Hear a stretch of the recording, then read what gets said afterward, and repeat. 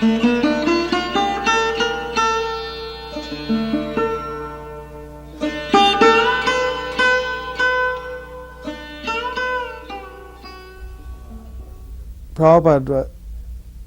his presence was so powerful that when you came in his presence, you didn't feel like you were a part of the material world. You felt that you were in some kind of a spiritual, transcendental environment.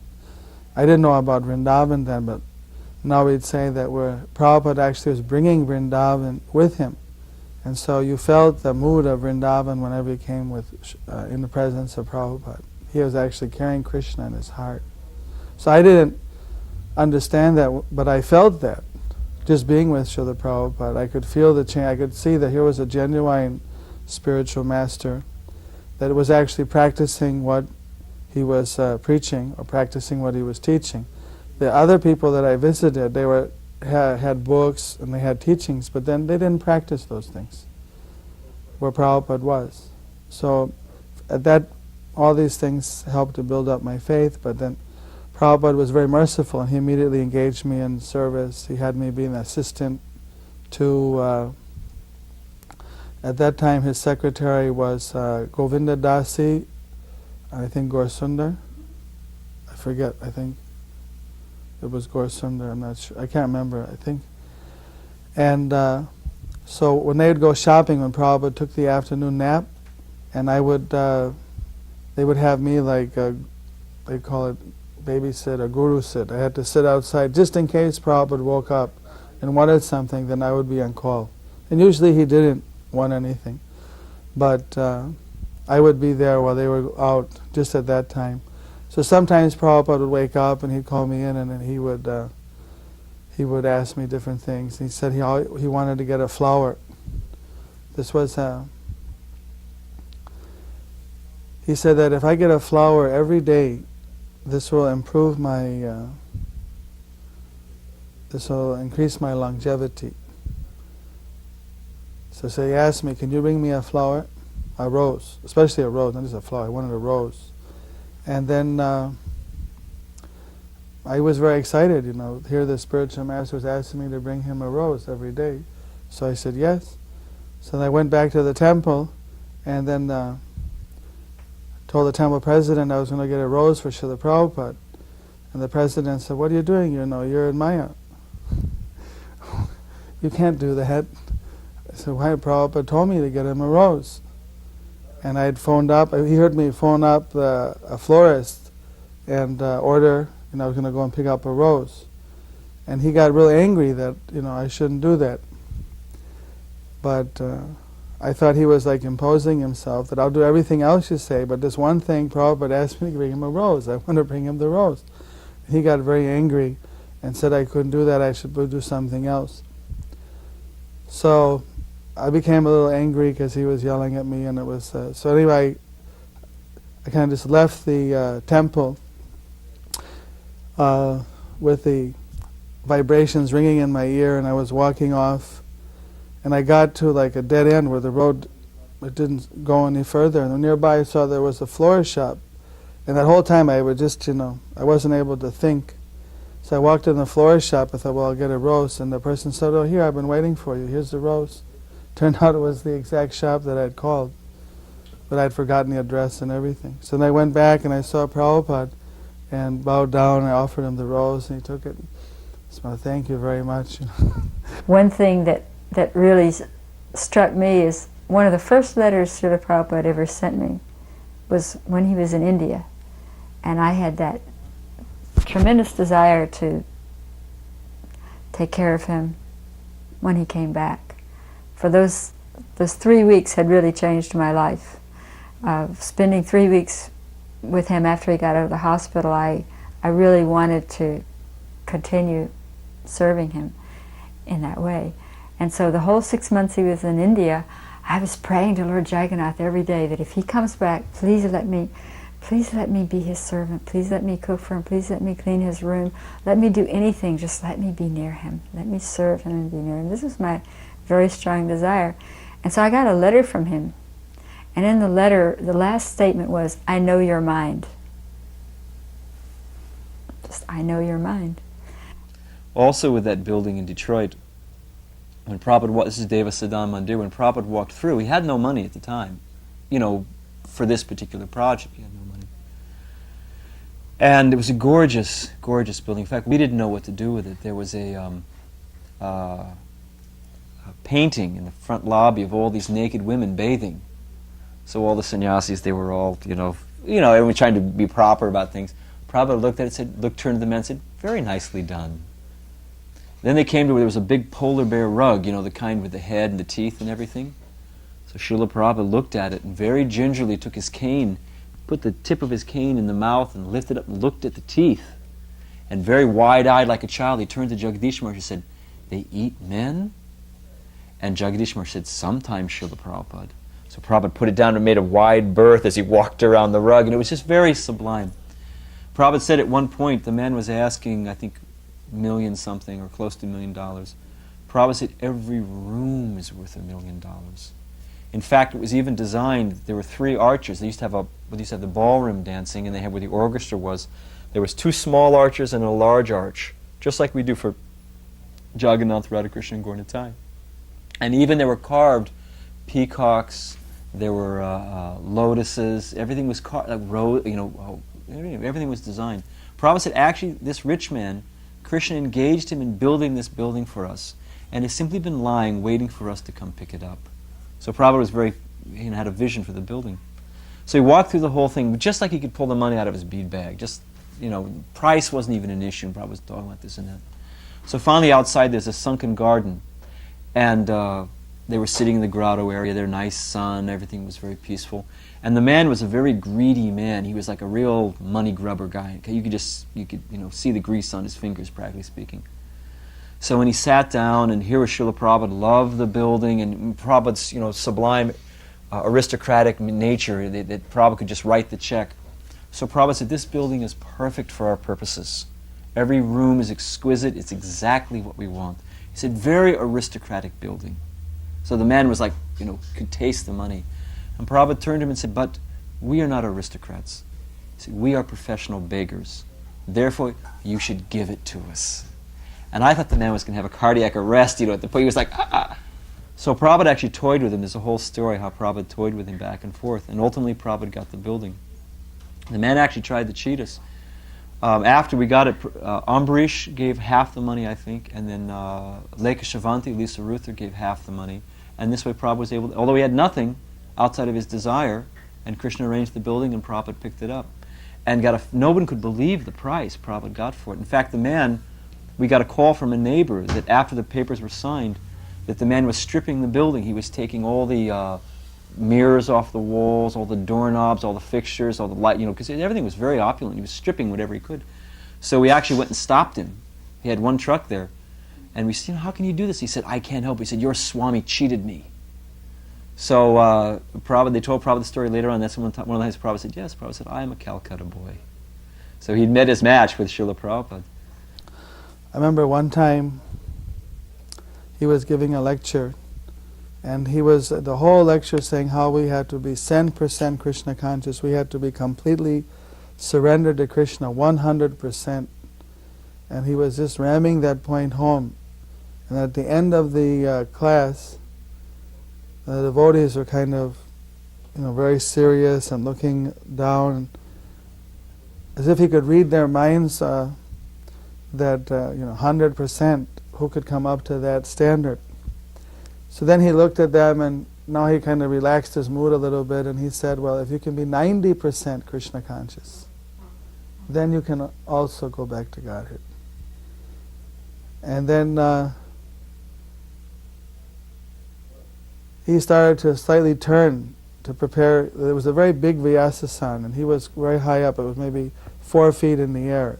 It was so he had to go down steps to get down the Vyasasan. So he was just starting to turn, and then he said, even 80%, even if you're 80% surrendered, Krishna will still take you. So then he turned, and he got down the Vyasasan, and he was walking away, and he has chadar, his robe, the chadar was flowing. with one hand, and then it was dragging on the ground, and he just kind of stopped at the devotees, looked at the devotees, and then he said, even if you're 70% Krishna conscious, still Krishna will take you in it. He threw the chadra over his shoulder and walked off with his head very high in the air. One thing that I do remember very clearly was, he said this a few times when I brought the plate in, you know, and there would be sabji, rice, dal, chapatis. He would say that this is so amazing to me, because when I was in India, everyone said, oh, Swamiji, don't go to America. In America, there will be no food for you. You'll starve. They eat only meat in America. Because back here, we're talking back in 25, 30 years ago, there wasn't that much interchange between India and America. So they would tell me, don't go there. And so I simply said, what is that? I shall live on bread and potatoes. And so I thought I would live on bread and potatoes, but now I see Krishna has sent everything. Dal, rice, chapatis, all sabji, everything. And he would say this quite like a number of times, how he was so amazed and happy that Krishna had sent everything, just as if he were in India. And but he thought that he was just going to live on bread and potatoes here. There was another time, I didn't personally experience this, but Karando told me the story, because he would come back every morning from the walks. Prabhupada was walking in LA, in Cheviot Hills, and there was these big houses, and they walked past one house, big house. Prabhupada said, someday we'll have a big house like this for Krishna. The devotee said, Jai Prabhupada.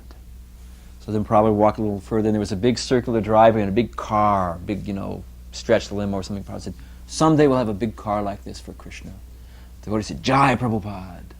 So they walked to another house a little further, and out of nowhere this dog came running down the driveway and stopped.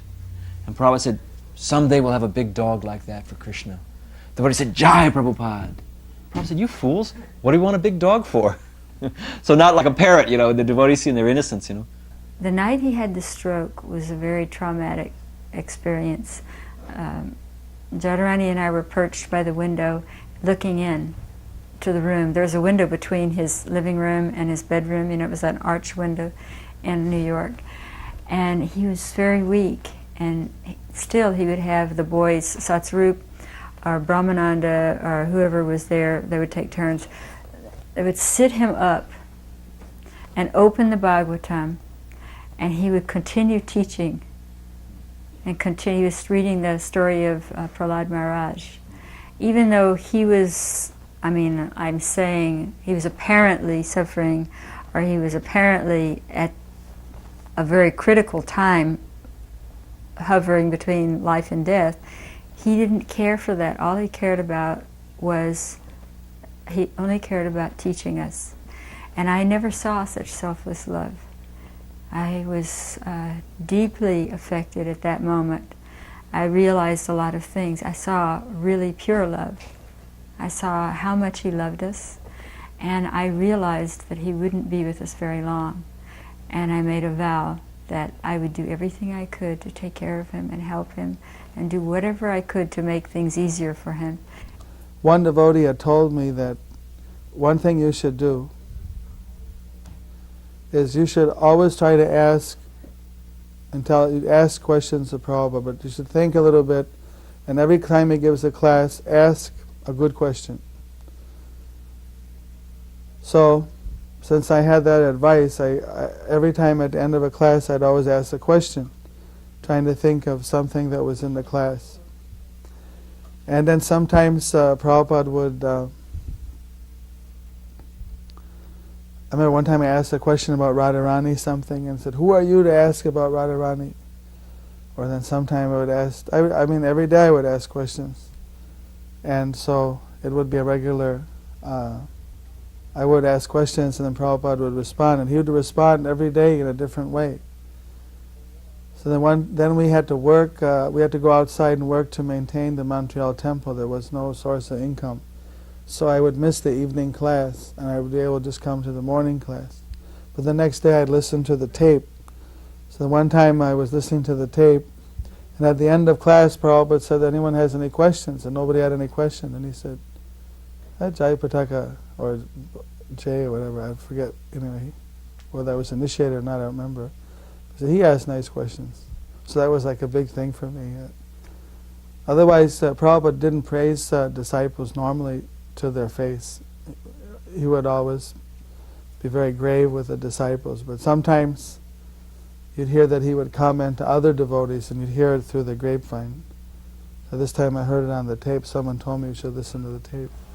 This is an Indian professor, and he was saying, he was all one. You know, and Prabhupada's explaining there's a source and there's byproducts. It's not transformation, it's byproducts. And Prabhupada said, if I say cotton ball or cotton shirt, is there a difference? And the man saying, cotton ball, cotton shirt, it is. You know, Prabhupada said, if I say cotton ball or cotton shirt, is there a difference? And the man said, cotton, it is. You know, he was going on like this. And Prabhupada, he said it 3 or 4 times. It was a low, you know, Prabhupada sometimes sitting in a room at a low table, and the man was sitting on the other side. Prabhupada reached over, grabbed the man by the shirt, and shook him and said, if I say cotton ball or cotton shirt, is there a difference? And the man, he got it. It wasn't just, he didn't just get it to be polite. Prabhupada actually shook through his, you know, dull cow brain, you know, buffalo brain, and the guy got it. There's a difference, cotton ball and cotton shirt. However, after and it was friendly, and the man could do like this. But after the men left, Prabhupada pointed out, Prabhupada said, this is the special sanction of old men and little children. They can go anywhere and they can say anything. So and he said, you cannot imitate. So don't, you know, brahmacharis, don't try this at home. I remember I was on a morning walk with Srila Prabhupada, and he just stopped by the side of a church. He looked at it and he said that in the future our ISKCON temples are going to be something like the churches. That there'll be some devotees in the temple, but there'll be many devotees who live around the temple, and they'll be coming on the weekends or the festivals. And at that time, there was only maybe a dozen, or I don't know, maybe 1970. I don't know exactly how many temples there were, but there weren't that many temples, and the whole mood was making temples and joining the temple, being a temple devotee. But here Prabhupada was saying that in the future, the temples would be more like a center, and there'd be big communities around the temple of people worshiping Krishna in their home. So that I always remembered that, because of course now I have to do I'm doing a lot of coordination of congregational program. So that instruction really has a lot of importance to me now. But at that time, I didn't really know what to think of it. It was just like a prediction or something. I know once when we were in New Jersey, a funny thing happened. We used to sit and all eat. He would sit on the sofa and he would eat on a little table in front of the sofa, and we would sit on the floor and we would all eat there. And we'd talk about different things during the meal. And so I remember one time we were talking about brown rice, white rice, long grain rice, this rice, that rice. And I was, and he was saying how his servant, there was one servant that he had that didn't like the long grain fine rice. His taste was for the lesser quality rice because that was his taste, you know. And then we were talking about, he was saying how brown rice is for the animals. And so I said, well, I must be an animal because I really like brown rice. And he just laughed. He just laughed and laughed and laughed because it was such a simple, it was really done in a mood of simplicity, you know, but he really thought that was funny. When Prabhupada was, there's a part, after you go through the park and the kind of the museums and everything, there's a part you come through, it's all forest, and it becomes a little quieter. And I'd walked there many times, devotees had walked there, we'd never seen this. When Prabhupada came, all the deer came on both sides of the walkway, of the you know, there's like a forest on the side, and they walked with us. They'd run ahead, maybe 20 yards ahead, and they would wait. And then Prabhupada would catch up, and they'd run ahead, and they would wait. And they followed us all the way down and all the way back. It happened twice when Srila Prabhupada was there. The only two times he walked. And one of the devotees quoted the Atmarama verse, that even the dull animals can appreciate, you know. And we were thinking, what is the status of Srila Prabhupada? That he's like Chaitanya Mahaprabhu. Make some sahaja thing, but like Prabhupada, like Chaitanya Mahaprabhu, they could sense here was a pure person, a fearless person. I remember many things that happened when Prabhupada was in Montreal. Like we'd walk to McGill University or walk around the block, and Prabhupada would stop and make observations. One time he was saying that if you see a very healthy person, someone who's like very big, then you can ask him, where does he do his grocery shopping? Because obviously he must have a good source because he's healthy. And just so happened that a taxi drove up and let somebody out, and the taxi driver came out and he was very big. Then Prabhupada said, yes, go ask him, where does he do his shopping? Prabhupada was just very spontaneous like that. And then so the devotee went over and asked him where he did his shopping, and the taxi driver, of course, kind of bewildered why someone was asking where he bought his groceries. Oh, well, in the very beginning, in New York, before he got ill, he had us working on a story of Prahlad Maharaj and Hiranyakashipu. And so he was describing to us, he was really keen on having this into a slideshow for children. And this was his vision, which eventually manifested. And so he had us working on this, and he would tell us all about the poses. He posed for Hiranyakashipu on one leg, and he used to pose for Lord Nrsingadev, and he loved to pose for Lord Nrsingadev. He would come in at least once a day and do a roar. I mean, he would come in and describe how Lord Nrsingadev, and his eyes would get big, and you could see the white up above coming out of the column. This was his delight. He enjoyed this very much. And once Jadharani had him pose, he wrapped a dhoti, a white dhoti, and then into a threefold bending posture, so that we could see how the pleats fell. So he posed like Krishna, and he was very, he was right there watching us, seeing what we were doing. He would come in and see how we were doing it. And so one day they said that in Montreal they found there was a cockroach in the quarters. So then Prabhupada took the cockroach up in his hand and opened the window, and then he told the cockroach, "Here, I'm giving you the whole world. Now you can enjoy it." And he threw the cockroach out of the window and closed. I remember Prabhupada in Los Angeles when I was there, how he was trying to teach us every morning the Sanskrit. It was Sri Upanishad in the mornings in L.A. And, Om Purnamada Purnamidam, like that. And we would stumble along and nobody would get the verses. They wouldn't. So after some time, like maybe a week, Prabhupada, and he would sit back and he would wait for us to say it, and we wouldn't say it, Or we would stumble, and maybe, I think Jayatirtha, a couple people were learning. So Prabhupada said, these books I'm writing, he said, they're not just for selling. Prabhupada said, they're for you. You should learn this. So he was and he went on how we should learn Prabhupada said, like a lawyer knows the law books, we should know. There was another time Prabhupada was reading from Krishna book, and sometimes he would read in the evening, he would add things that aren't in the text. Like he was describing how when Narada Muni comes and warns Kamsa that Kamsa is waiting for the 8th son to be born, so he's letting the other sons go. And Narada Muni was like catalyst. He wanted to speed up the appearance of Krishna. So Prabhupada was describing. So Prabhupada said that Narada Muni showed him how to count. Narada Muni said, you're thinking 1, 2, 3, 4, 5, 6, 7, 8. But what if you count this way? 1, 2, 3, 4, 5, 6, 7, 8. So the first becomes the 8th. Or what if you count 1, 2, 3, 4, 5, 6, 7? In this way, by doing all these things with his fingers, Kamsa became bewildered that any son could be the 8th son, and then he wanted to kill them all. once I had these, there was this picture of Prahlad sitting in the boiling oil. And so I had to, come up with some demons. Like I didn't know what demons were like. So I think I probably dug them out of a Hieronymus Bosch painting, somehow I got these demons in there. And so I asked Prabhupada, after I did them, got them drawn in, were they okay? And he says, oh yes, this is very good. And he says, there are such demons, they're like this. And he is saying, yes, even on this planet, there are such demons. And I said, oh, really? I didn't know that. And he looked at me and he said, there are a lot of things you do not know. So then somehow we got one doctor had just built a brand new house which he was going to make into a clinic, and no one had moved in it yet. So he thought that, okay, I'll give it to you for 6 months, it'll be auspicious. Some sadhus will come and stay in my new clinic, my new house.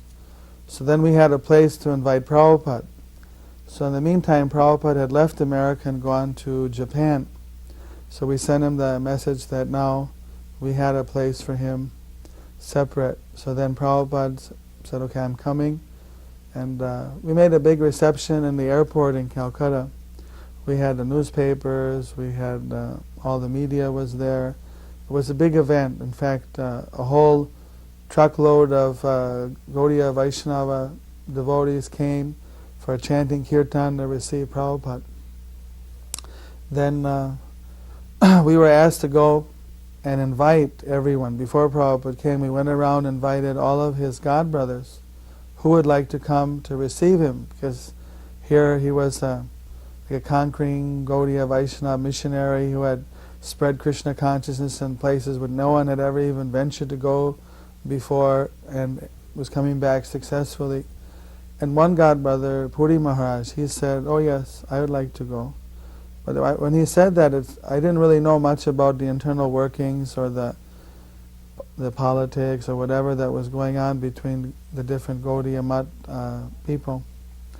But one Grihastha devotee came up to him and said, no Maharaj, how can you go? You are an older godbrother to him.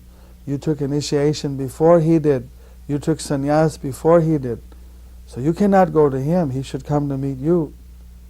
I said, it's kind of strange. I mean, what does it matter if you were initiated a few days earlier or later? Someone had done such a wonderful preaching. So in the end, none of Prabhupada's godbrothers actually came to the airport to meet him, but some disciples of his godbrothers came to meet him. So Prabhupada noted that he was not very happy that none of his godbrothers came to meet him. And then one of the godbrothers' disciple invited that your godbrother's waiting for you at his temple. He has a feast for you there.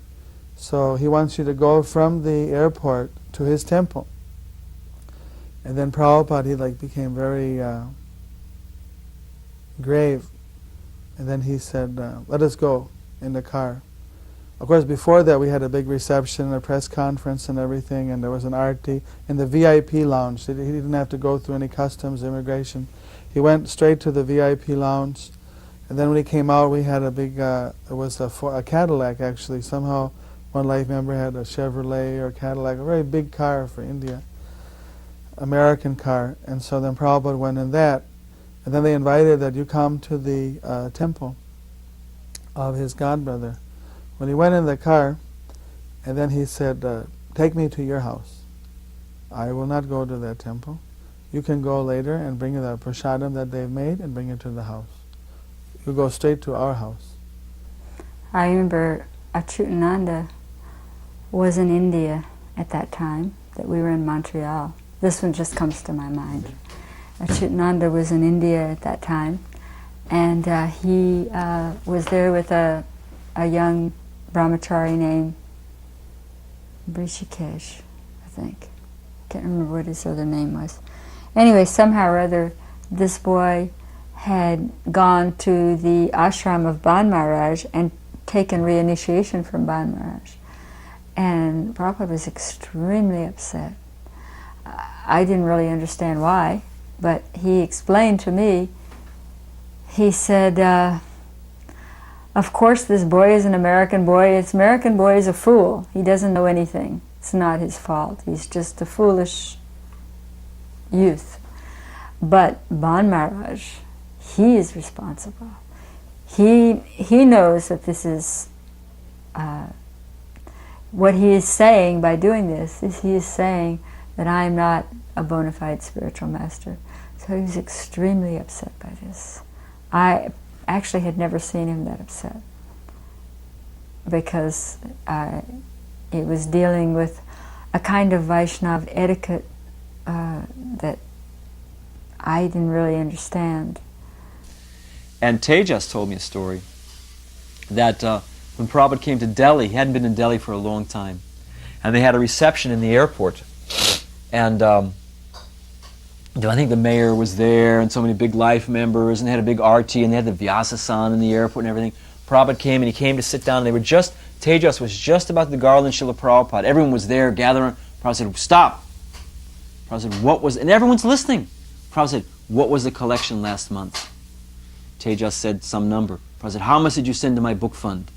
And he gave a number which was 50%. Prabhupada said, begin the RT. That's the first thing Prabhupada said. He wanted to know, he wanted to make sure 50% was going to his book fund. We were invited to some Bhagavad Gita conference. It was sponsored by one of the disciples of Gandhiji, Vinoda Bhave, in a place called Wardha in Maharashtra. And he's very famous. Vinoda Bhave was like one of the most famous saints in the Gandhi tradition, and all big political leaders would go to meet him. And he was trying to protect the cows from being slaughtered. That was like one of his last campaigns. But somehow he was having a big conference on the Bhagavad Gita, and he invited Prabhupada to come. And he invited many other sadhus to come. So I was there for that conference. And they were all sitting in a very raised seat, and Vinoda Bhave had many women disciples who would chant whole chapters of the Bhagavad Gita. And then Prabhupada, he had international devotees, men and women. And there were other Mayavadis who had their disciples. So Prabhupada, Vinoda Bhave had his disciples sing the Bhagavad Gita, and he spoke something. Then Prabhupada had us chant Hare Krishna. We were all chanting a big kirtan. Everybody was rocking and clapping their hands, and they were getting into the kirtan. Then Prabhupada delivered a very nice lecture. And afterwards, there was one Mayavadi sannyasi, and it seemed like he was upset that Prabhupada's kirtan and everything was having a big effect on the whole crowd. So then, normally he would just give a Bhagavad Gita class, but now he wanted to do a kirtan also. So then he told the people, you should all chant with me, we'll do a kirtan. And it seemed like he was just speculating some mantra right on the spot. Maybe he chanted before, I don't know. But it was a very unusual mantra, something like Satchitananda Vasudeva Satchitananda Govindam, some Om Tat Sat. And then, it was just like really strange, and nobody was really getting inspired by the mantra, but he was trying to chant it. In the middle of Prabhupada, he just said to the devotees, chant Hare Krishna again. So then right in the middle of his, Mayavadi kirtan, the devotees just jumped up and with kirtan, kartals and madranga drums, they just started chanting, and everybody was kind of relieved because that was the most strange chant they'd ever heard before, in their life. So then they all started chanting with Prabhupada. And there was a Caltech professor who introduced himself as a professor from Caltech, and who had studied Vedanta and appreciated that Prabhupada had given a simplistic presentation appropriate for the neophytes in the West. But the further one went into Vedanta, one could understand how form becomes formless, and the whole thing they give. And he, quoted a little bit. He knew a little Sanskrit, a little this and that. And Prabhupada sat. Prabhupada didn't even look at him. He was standing. There was a rug there, and everyone was sitting on the rug, big rug, and this man was standing. Prabhupada didn't even look at him. Prabhupada was just looking at the deity Radha Krishna and chanting. He was Hare Krishna, Hare Krishna, Krishna Krishna, Hare Hare. And the man went on. Prabhupada didn't even look. You could see Prabhupada's noble profile, like a lion. You could just see he was like a lion. Hare Krishna, Hare Krishna, Krishna. And the man finally ran out of steam, Prabhupada said, are you finished yet? And the man said something, there was like an intimation. The man could see that, maybe he'd gotten into something. Prabhupada turned and Prabhupada said, in this Purana, and in this Veda, and in the Vedanta Sutra, and this Upanishad, and this Samhita, and it was just like hammering a nail into the ground. The man just, it was like body blows. And then finally the man was he was stooped a little bit, then he was like on his knees, and then finally he was, he was like, if he could have melted into the floor, he would have melted into the floor. And Prabhupada had his hand in his bead bag, and Prabhupada was making point after point after point. And then Prabhupada finally came to a crescendo, and he finished. Prabhupada said, do you have any further question? The man said, Swami, can we have kirtan? Because that was his complaint, that we're just chanting and dancing like sentimentalists. And Prabhupada and the devotees, Jai! Prabhupada just transcendentally, the man had seen the light, so to speak. Harsharani wrote a poem and sent it to Prabhupada. And I, of course, would open his mail and sit there and read his mail to him. And this poem was pretty bizarre. It said, "I offer my humble obeisances to my spiritual master, who is," I'm just the gist of it, who's continuously running here and there playing hide and go seek with Krishna and the cowboys, who is always absorbed in hide and go seek and leapfrog, and describing so many cowherd, so many Leela pastimes. And Prabhupada was sitting there and says, she has become advanced. Publish this poem in Back to Godhead. And it was printed in Back to Godhead. I was there also when some devotees, we went with Srila Prabhupada when he was seeing Indira Gandhi, and he had a list of things he was going to discuss with Indira Gandhi. But then Indira Gandhi said that she was very upset because the president of Bangladesh, who was the founding president, Mujibur Rahman, he had just been assassinated in a coup. So she was very upset. But she made time for Prabhupada to see her, but first time she gave was a Thursday afternoon. So Prabhupada, he didn't really consult much with astrologers or anything, but he followed that don't have a really important meeting on a Thursday afternoon. Consider that it was not an auspicious time. That was about the only astrological thing he really observed. So he said, if I have to meet her at that time, then I don't want to meet her, because I'd meet her in the morning or in the evening, but not in the afternoon. So they changed the time to a time that he approved of. So then we all went together, and we got just to the door where Indira Gandhi came and met him, and then he went alone and talked with her. So later we came back, and so she was very respectful to him. And she asked him, actually, well, how do you know that your followers, they're not CIA agents? And then he had to explain that, I went to the West, I preached, these people have sacrificed everything, they gave up so many bad habits, they're getting up at 4 in the morning and attending Mangal Aartis, and if they were CIA, they'd go live in 5-star hotels and they would have a whole different lifestyle. They wouldn't be vegetarians, give up all these habits. So then she was convinced, and then she said, all right, so I'll give so many of your devotees, I'll give them long-term visa. Because there was a problem then, they weren't giving us visas. So then in India after that, she passed some order, and we all got, those who needed visas, they all got visas. So the temple president was always trying to save money, and he wanted to fry everything in peanut oil. And the devotees, we all wanted ghee and this and that. So the temple presidents used to go up, I think once a week they would go up and have lunch with Srila Prabhupada. There was some arrangement they would meet. So Durlab was his name, and he asked Srila, Laguna Beach was the temple, he asked Srila Prabhupada, he said, Prabhupada, and we told him, we went on like a non-violent, non-cooperation strike. We said, no more peanut oil. And so he said, well, I'm going to ask Srila Prabhupada. So he asked Srila Prabhupada, he said, Prabhupada, can we cook in peanut oil? Prabhupada said, isn't that so first class? So later on in the conversation, the man said, Srila Prabhupada. Durlab asked, wove it in again. But what about cooking in peanut oil? Prabhupada said, peanut oil is 5th class. And finally he asked a third time, later on he said, well, Prabhupada, something about peanut oil. Prabhupada said, cook in anything you like. So the temple president heard that, oh, great, I can cook anything I like. So as he was leaving, Prabhupada said, Prabhupada said, I know one thing. Or he said, I know one man, how do you say? He said, I know one man who ate too many pakoras cooked in peanut oil. That was it. I know one man who ate too many pakoras cooked in peanut oil. And so the devotee said, oh, what happened to him? Prabhupada said, he died the next morning. So that was Prabhupada's purport on peanut oil. That more or less went out the window on that one. One very nice thing which happened, one day we were in Mayapur, we were walking through the fields, and then Prabhupada would always have us, he'd ask me to sometime lead the way through the fields, because they're just these little narrow paths between the rice paddies. And so then he said, these are like the little highways in the fields. So then he said he wanted to go to the Ganges, and he went down to the Ganges. At that time it was in the winter, and so the river was very low, and the water had become very clear.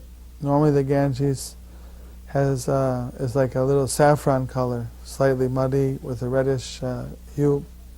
But now the flow had reduced so much that you could see the bottom. It was clear. It was very rare to see the Ganges like that.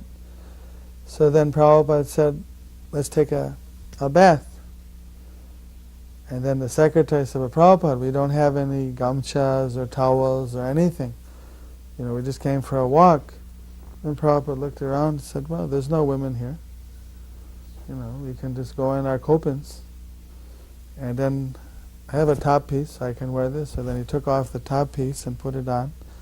And all the devotees, brahmacharis and sannyasis, just went into the Ganges. And then Prabhupada, he did something I never saw anyone do before. It's like when he was dipping under, he closed all the holes in his head. He put, I won't be able to speak when I do this, so I just did give a demonstration, but he put 2 fingers over the mouth, 2 over the nostrils, 2 over the eyes, and the thumbs in the ears, like this.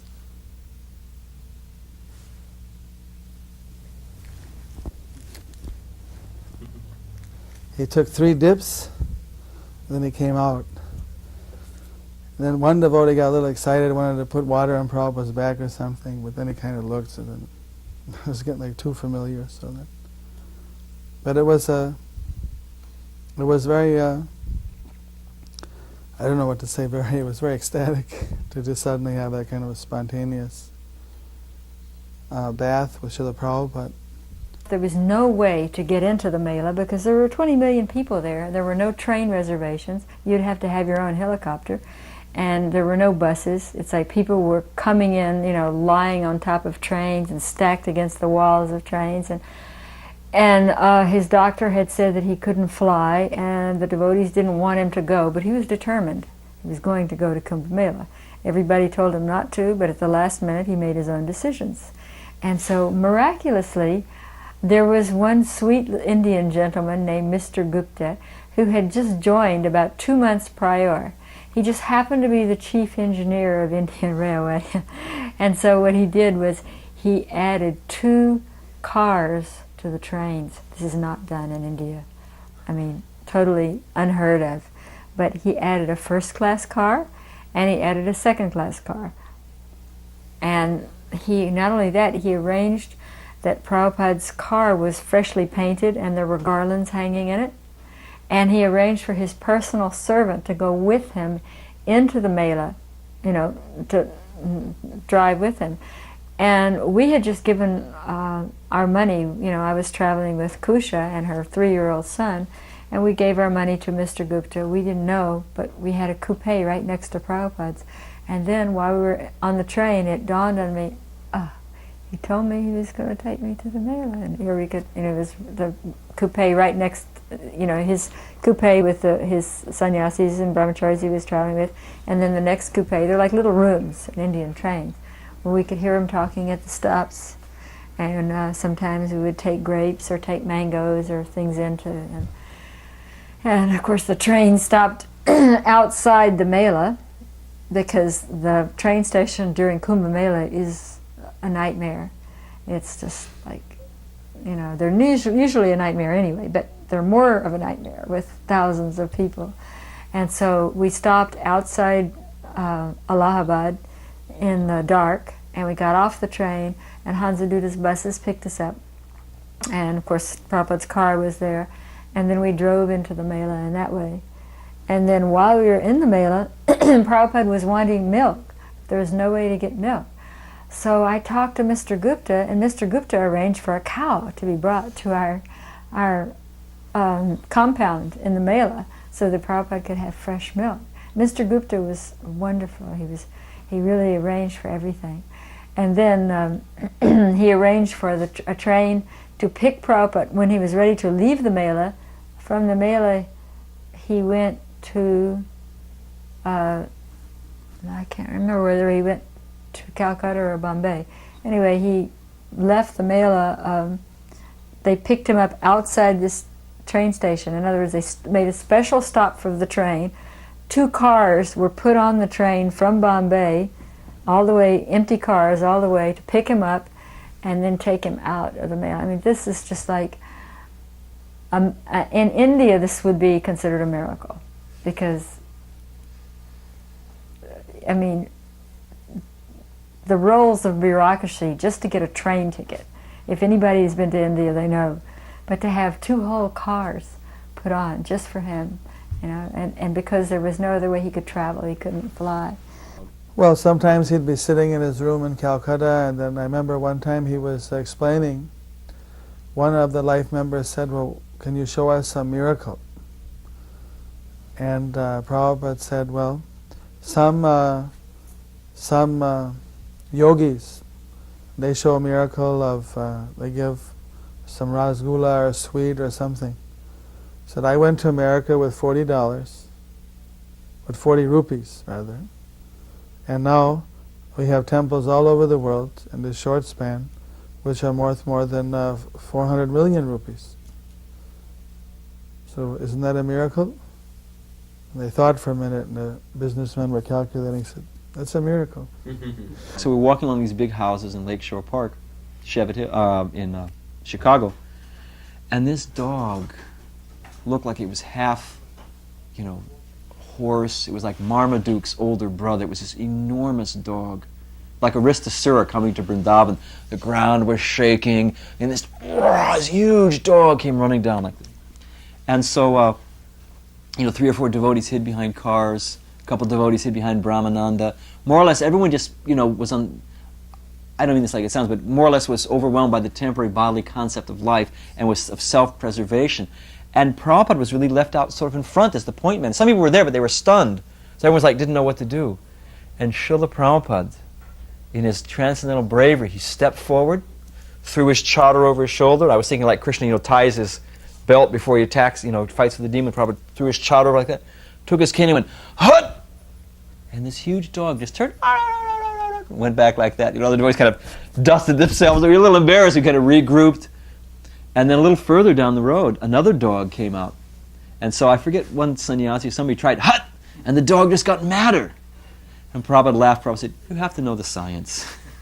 We were walking on near the Jalangi River one day, and Prabhupada, one villager, he came with a big basket of vegetables on his head.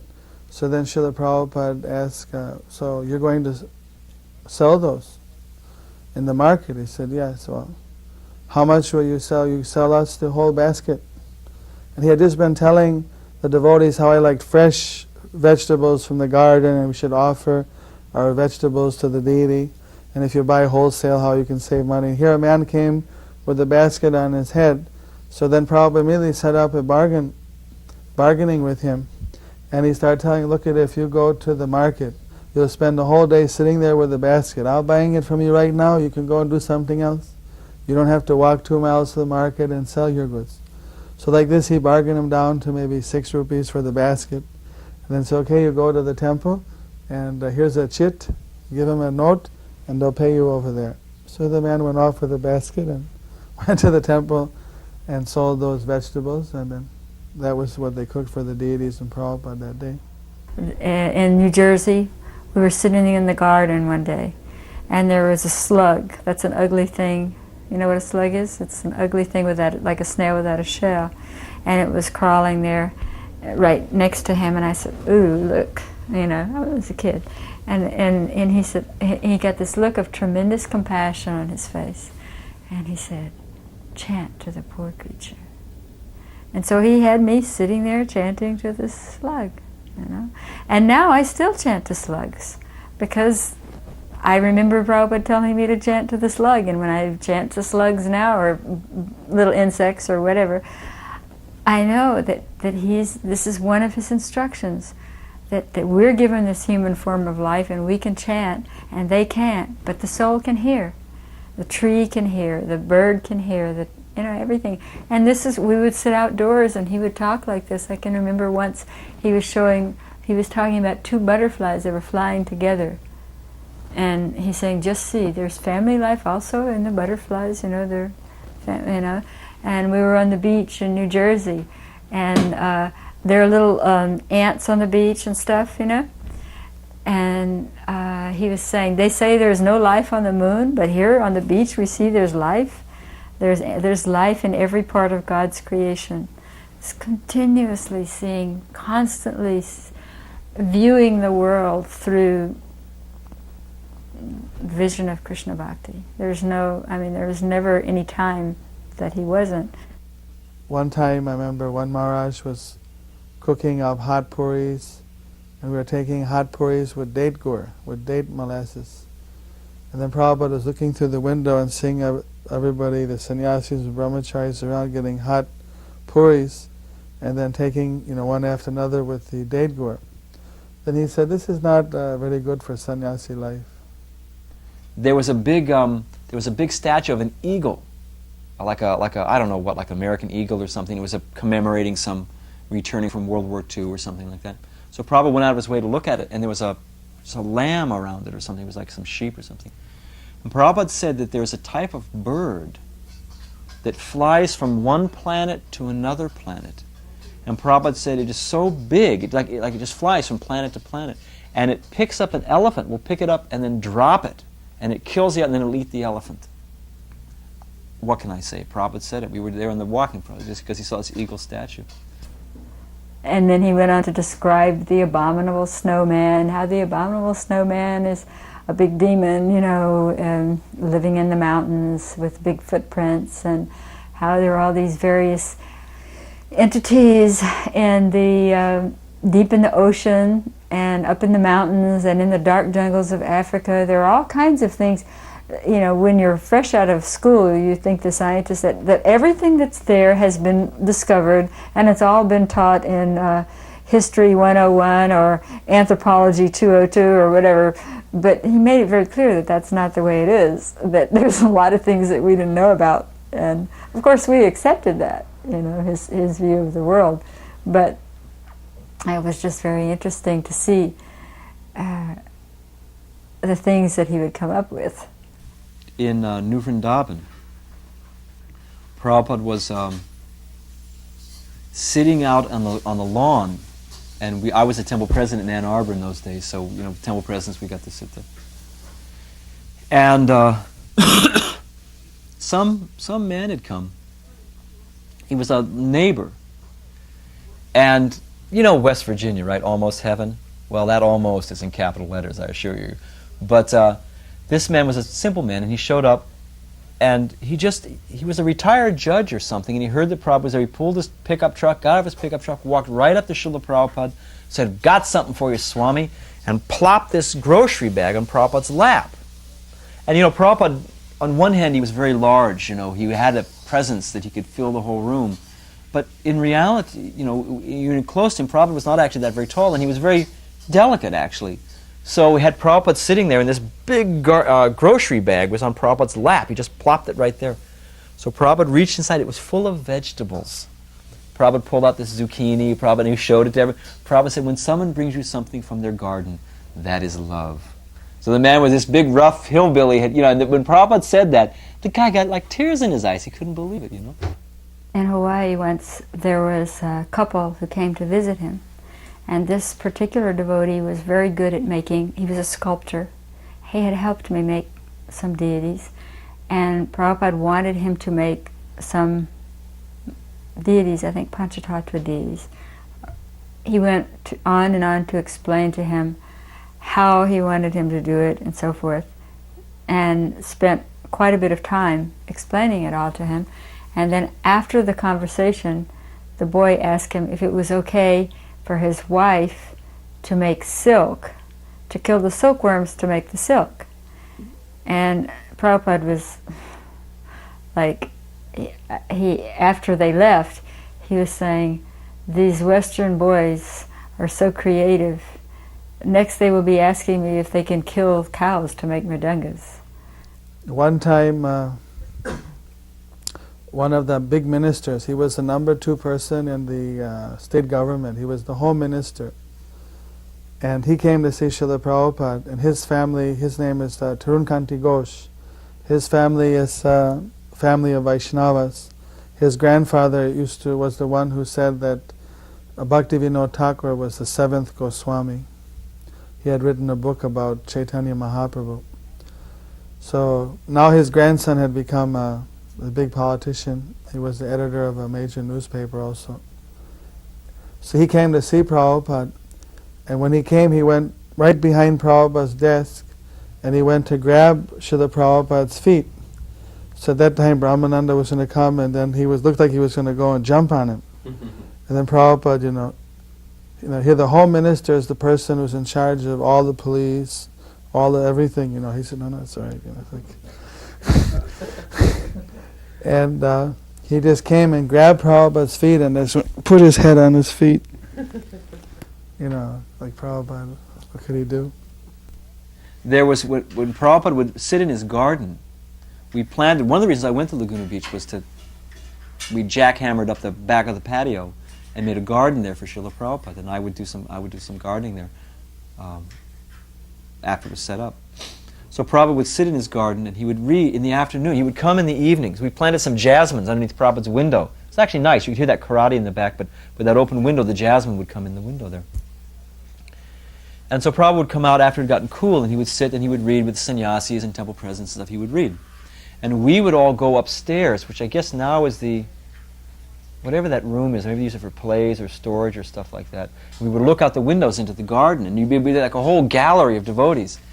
And Gargamuni would look up and he'd say, get up, So he got real heavy with us that we couldn't be up there. Look, he was bothering Srila Prabhupada. So finally he broke us of our habits and no one would look out that window. So the first day that no one was there, Prabhupada looked up and said, where are the devotees?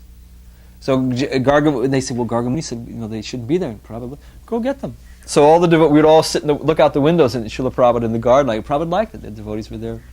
So he was looking through his paper. They showed Prabhupada the paper about the moonshot. And on the front, one small step for man, one large step, for mankind, or whatever the propaganda line was. So Prabhupada looked at that, Prabhupada was flipping through, and then Prabhupada got to about the fourth or fifth page, and there was a whole thing about how taxes were going to have to go up for the moonshot to pay for the space. Prabhupada said, this is their real business. That they've made some scam, and just to squeeze money out of the innocent public. So Prabhupada said, this is their real business is squeezing money, and this is just some sideshow on the side like that. So Prabhupada's comment on the moonshot. I can remember one of the most persistent memories is the sand crab story. And this took place in Hawaii many years later. But again, we were walking on the beach, and he was talking about the sand crabs. There's these little white crabs that as you walk down the beach, they run and hide in their hole. They run sideways. You've seen them, I'm sure. And he went on and on for days about the sand crabs. And what he was saying, finally it dawned on me that he was saying that there is no such word in Sanskrit or in the Vedic text as instinct. That instinct, why is the sand crab running? This is the kind of conversation. Why is the sand crab running? The sand crab is running away due to instinct, they would say. His instinct is to go into its hole. And he was saying that there is no such thing as instinct, that instinct is a word that's been coined by the scientists to cover up for the fact that there's super soul, there's God, and there's past experience. And he went on and on to explain this in detail, and finally it dawned on me that I've been taught Darwinism all my life. And I didn't even know it. Even though I've been a devotee for, at this point, maybe 8 years or whatever, 7 years or something, that Darwinism is what we're taught in the schools. We're raised this way. We were raised to think that everything is operating on instinct. The birds are doing this, the beasts are doing this. But Prabhupada was like blasting this philosophy day after day with this explanation. He went into detail with me. He said, he asked me, supposing you know where's the privy. The privy is the bathroom. It's just in there. Now, supposing you come into this house 20 years from now. Because you were here 20 years ago, you know the privy is there. Similarly, you've been in the body before, many lifetimes, so you know that as soon as you open the eyes, you look for the mother's breast. The little animal is nudging for the mother's breast. So similarly, it's the past experience, the past lifetimes, and it's the guidance of the supersoul within the heart that guides the living entity. It's not instinct. There's no such thing as instinct. Instinct makes no sense at all. It's a word. What does instinct mean? It means nothing. And if you stop and think about it and you analyze it, you see it means absolutely nothing. Absolutely nothing. And yet the scientists have convinced everyone that the whole of nature is moving by instinct. But the whole of nature is not moving by instinct, it's moving by supersoul. You can throw food outside and within 20 minutes the birds will be eating it. And they'll say it's instinct. But it's actually the supersoul is guiding them, oh, there's food. You know? And so this is the kind of talks that he would get into. One time he was very strong with me, and he was like chastising me or giving me some strong instruction. And the next time I came to see him, then he had changed his mood, and he said, "I'm sorry that maybe I dealt with you too harshly," or he said, how did he say it? He said, I'm a very hard person to tolerate, I deal very harshly," or something. And I couldn't believe that Prabhupada was saying, such a thing to me. And then I said, "No, Srila Prabhupada, I was offensive, and there was no wrong on your part." When we were living in Los Angeles, when he would take his nap, I would usually sit and read Chaitanya Charitamrita. We had a copy that was translated by some scholar that Govinda had gotten. It was like 7 little volumes. And we would sit and I would sit and read it, or Krishna would also read it too, and while he would take his nap. And so he would come in and he would say, "Oh, what are you reading?" And we would say, "This is Chaitanya Charitamrita." And he saw that we were really interested in this book, Chaitanya Charitamrita, and so he decided that he would translate it also and make a good translation. And so he engaged Govinda in the transliteration work. And I started typing transcribing the tapes for Chaitanya Charitamrita, because he wanted to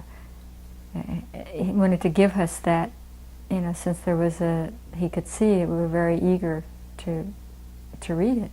Bahulasa was encouraging Srila Prabhupada about that they had this. They'd set up in front of Berkeley, UC Berkeley. They had a prasadam stand.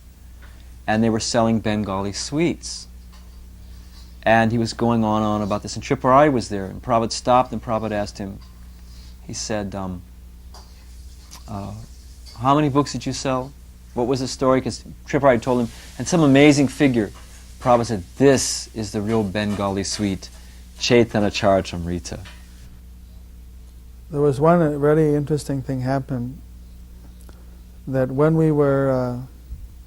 we moved to the new building in Mayapur, where he was staying on the 3rd floor, but the building was not finished. The toilets were not completed, the piping hadn't been connected. So we had to personally empty the toilet. There'd be a bucket there. And the toilet was there, but there was just no pipe. And he came all of a sudden and we wasn't ready.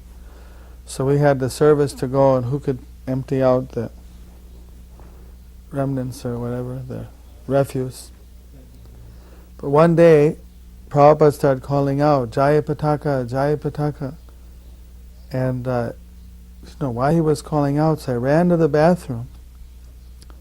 And in the bathroom, Prabhupada was holding the door semi-shut, and there was a snake, a venomous serpent, was stuck in the border of the door, and it was trying to bite Srila Prabhupada, and it was leaping out and just coming and missing him. And he was holding the door, so by the pressure of the door, he was like, the snake was being slightly crushed, so that he couldn't get loose. So like Prabhupada was like this and holding over here, and the snake was half, this much, it was out of the door, and he was trying to get Prabhupada. And so he he had called for me, and then I saw the situation. So then somehow I got Prabhupada out of there, and with a stick or something we hit the snake down, and we got Prabhupada out. And then this is a very unusual circumstance, and all of a sudden. But afterwards, like Prabhupada, it was. He never lost. He was just, there was an urgent situation, so he was calling, but it was never that. He was always under the circumstance, cool and calm, and never lost his.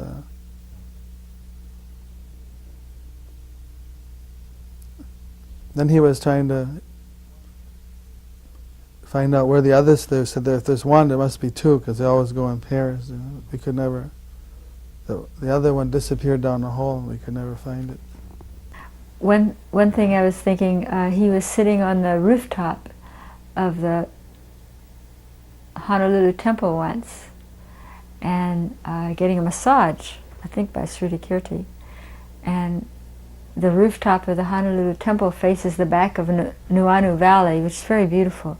It usually has a rain cloud about the color of Krishna, and it usually has a rainbow, one or two rainbows. It's a very beautiful, beautiful area. And so that day there was a rainbow, and he became very poetic, and he started talking about how the rainbow has the three colors of the material nature, the red for the passion, and the yellow for the sattva gun, and the blue for the tamagun, and how all the modes of nature are coming from these three colors, just like on the artist's palette, red, yellow, and blue are the primary colors, and all the other colors are made from those. He was saying how these three colors in the rainbow, these three colors of those three gunas, all the various mixtures of gunas the living entities are coming from those three. It was very poetic and very beautiful. Actually, Prabhupada was walking down the stairway in Calcutta, and there were many devotees, I think like Tamal Krishna and so many different devotees were there. And Prabhupada was going down the step, and his step slipped a little bit. It looked like he was almost going to fall down the stairway. And one of the senior devotees said, "Watch out, Srila Prabhupada." And then Prabhupada just stopped and looked, and he said that it is your responsibility to watch out. You have to take care of the body of the spiritual master. And the spiritual master will look out for your spiritual well-being. But as far as whether I fall or not, that you have to guard against. That Prabhupada, but he turned to Akendra, Rupanuga's son, who I guess was maybe 7 or 8. He said, "Akendra, lead kirtan." So little Akendra, he was Nama Om and Shri Krishna Chaitanya, Hare Krishna, like that. When he was done, Prabhupada called him over, reached into his dhoti, and gave him a $10 bill, $5, $10, something, said, "Buy yourself a red fire engine." And Prabhupada said, "Children like the color red." I have one photograph at home of Prabhupada sitting and holding a globe and turning the globe around. It's a color photo, and he's saying, Brahmananda will go here, Gargamuni will go here, describing, he's just turning the globe and at all the countries. And here we are, a handful of teenagers, mind you, who can't even get it together, don't even know how to brush their teeth or whatever, and he's got it all in his mind with this globe that he's going to send us all over the world and open centers all over the world. And he was extremely interested in Russia. He always talked about Russia, and he always wanted that Russia should receive the mercy of Lord Chaitanya. We were walking in the morning walk with Srila Prabhupada in North Calcutta, and then Srila Prabhupada just said, "Oh, here's a life member." He was a very wealthy man.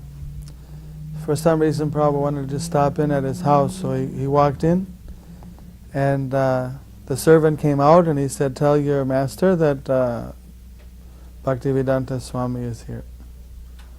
So then, after some time, the servant came out and said, "Babu puja korta hai," that the master is doing puja. He's doing worship of his deity.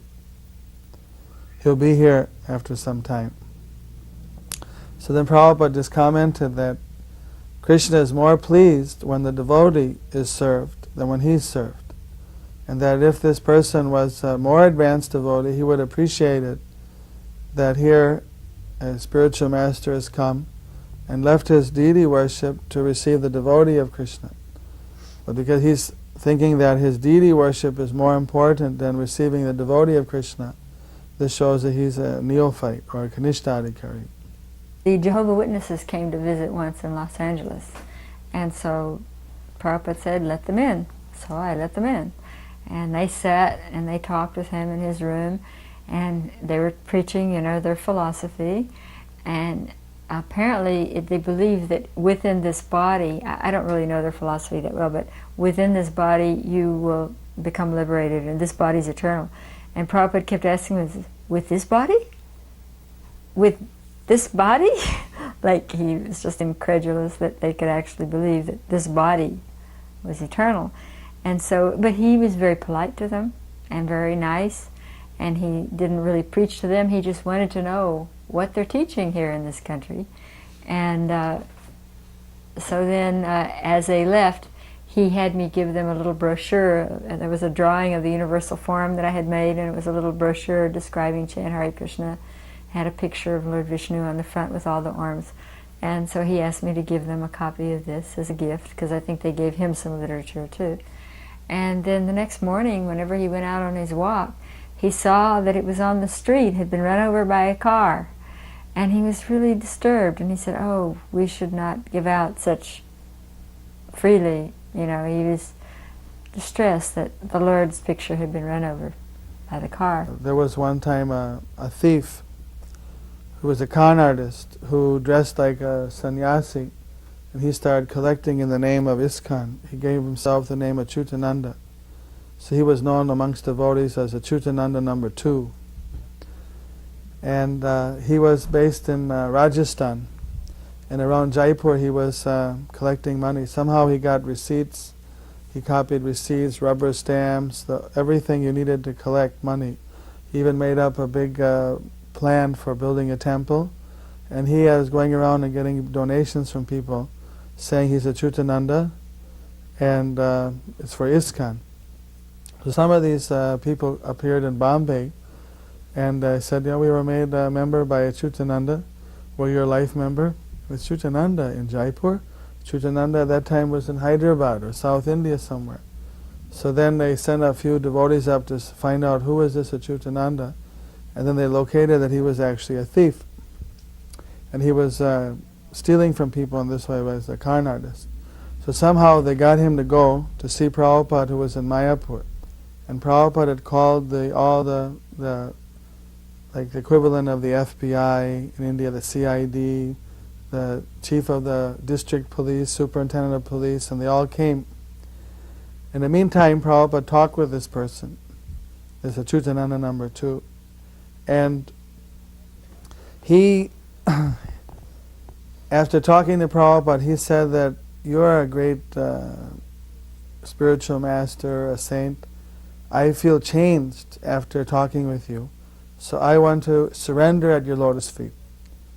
I'm going to surrender my life to you and do whatever you say. I'm giving up all my bad ways. So then Prabhupada called in all the big police officers that came there to take this person away, because there had already been cases registered and everything. And he said that I have to give this person asylum, because he surrendered to me. As a spiritual master, if someone surrenders to me, I have to give him shelter. And there, you know how police are, they're like ready to just dive in on him and take him away. And they were like, he said, well, Guruji, what can we say? But we don't believe this person. He's a thief, So what can I do? If he surrenders, then I have to accept. But he told that person, if you follow, you're safe. But if we find that you want to escape and leave, I'm going to turn you over to the police. So he gave that person some service to do. He had him do some writing for him and kept him engaged. But after about, a week or 10 days, some devotee spotted him in the Mangalarti time trying to leave from the front gate with his bag. So then he went and grabbed him and brought him over to Srila Prabhupada. And Srila Prabhupada said, I gave you a chance. You said you were surrendering, but now you're revealing that you are not actually sincere. So then he called the police and said, okay, now I'm giving him over to you.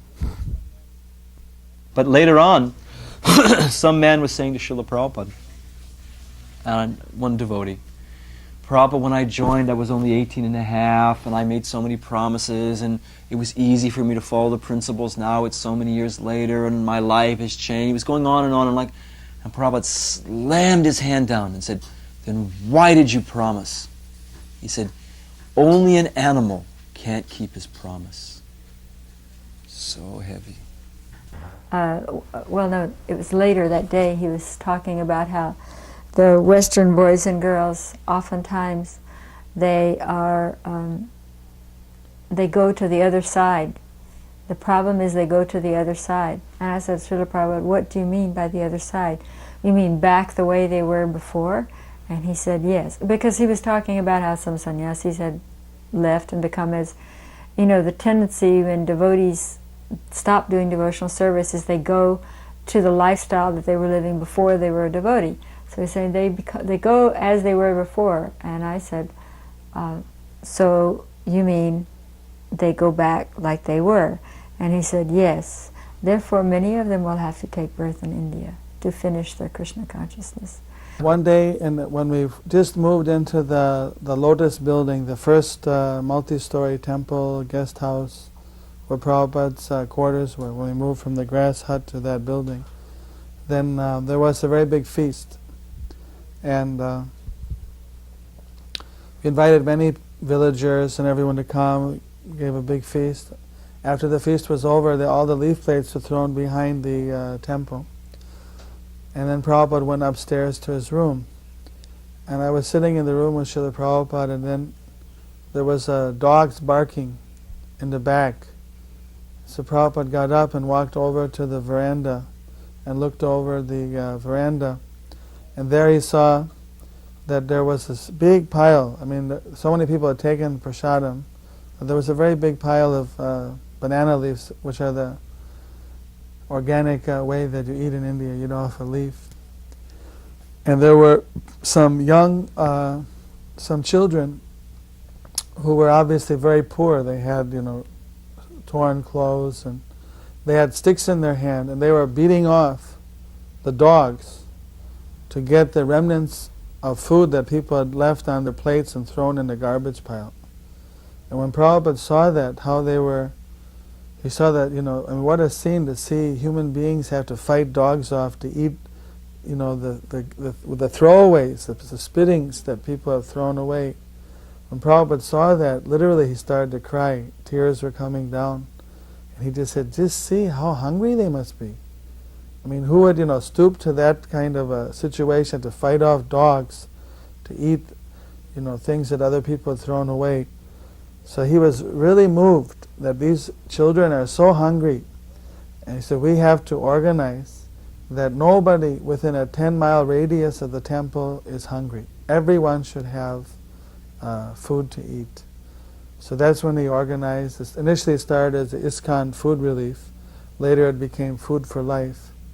And he wanted that there should be a regular program of distributing prasadam on a weekly basis, 2 days a week.